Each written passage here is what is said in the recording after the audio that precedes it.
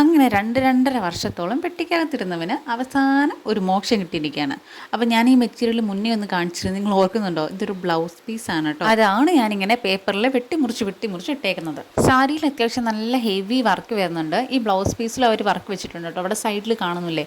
അപ്പം ആ വർക്കൊന്നും എനിക്ക് അധികം വേണ്ടായിരുന്നു, കാരണം സാരിയിലും ബ്ലൗസിലും കൂടി ആകുമ്പം രണ്ടും കൂടി ആകുമ്പോൾ ഭയങ്കര ഹെവി ആയി പോകുമല്ലോ. അതുകൊണ്ട് ഞാനത് ആ ഒരു വർക്ക് ഒഴിവാക്കാൻ വേണ്ടിയിട്ടാണ് ഇങ്ങനെ കട്ട് ചെയ്യുന്നത്. അല്ലെങ്കിൽ നമ്മൾ വിചാരിക്കണ പോലെ ഇങ്ങനെ തുണി കിട്ടിയെന്ന് വരത്തില്ല.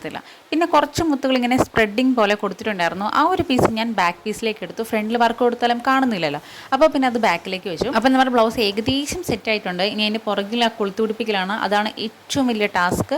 ഈ ബ്ലൗസ് ചെയ്യുന്നതിൽ തന്നെ ഏറ്റവും ഇഷ്ടമില്ലാത്തതായിട്ടുള്ള ഒരു പരിപാടിയാണത്.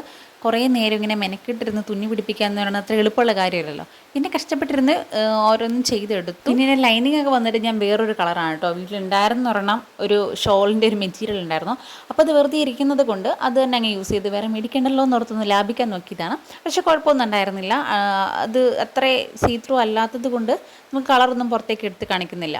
അപ്പോൾ ഇതാണ് നമ്മുടെ ഫൈനൽ ലുക്ക് വന്നിട്ട്. ഫിറ്റിംഗ് ഒക്കെ എനിക്ക് പക്കയായിട്ട് വന്നു കേട്ടോ. പിന്നെ ഞാൻ പഫ് സ്ലീവ് വെക്കാൻ വേണ്ടി ഉദ്ദേശിച്ചിരുന്നു, പക്ഷേ അതിനുള്ളൊരു മെറ്റീരിയൽ കിട്ടാത്തത് കൊണ്ട് പിന്നെ നോർമൽ സ്ലീവിൽ തന്നെ ഒതുക്കി. ആര്യയുടെ സൈഡിലുണ്ടായിരുന്ന ആ സെയിം വർക്ക് തന്നെയാണ് കേട്ടോ നമുക്ക് ബ്ലൗസിലേക്കും വെക്കാൻ വേണ്ടിയിട്ടുണ്ടായിരുന്നത്. പക്ഷേ എനിക്കത് വെക്കാത്തത് തന്നെയല്ലേ കുറച്ചുകൂടി ഭംഗിയായിട്ട് തോന്നുന്നത്. എനിക്കെന്തോ അങ്ങനെ തന്നെ തോന്നുന്നു. നിങ്ങളുടെ അഭിപ്രായങ്ങൾ പറയാൻ മറക്കണ്ട കേട്ടോ. അപ്പോൾ കഴിഞ്ഞ ദിവസം തൊട്ടൊരു സിമ്പിൾ കുർത്തിയിലായിരുന്നു വീനക്കുള്ള, അതിൻ്റെ ലോങ് വീഡിയോ ഉടനെ തന്നെ അപ്ലോഡ് ചെയ്യാം. അപ്പം ഇതിൻ്റെ ആവശ്യമുള്ളവരൊന്ന് കമൻറ്റ് ചെയ്യണേ.